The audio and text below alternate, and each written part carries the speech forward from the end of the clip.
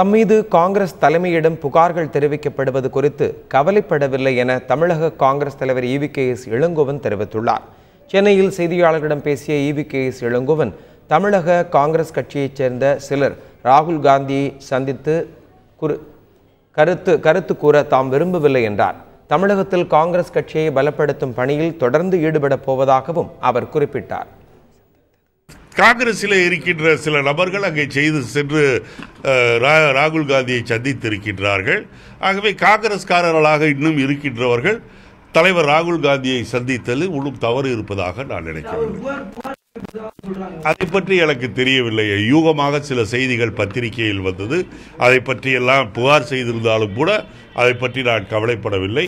என்னை பொறுத்தவரையில் கட்சியை பலப்படுத்துகின்ற பணியில் நான் ஒரு வருடமாக ஈடுபட்டிருக்கின்றேன்.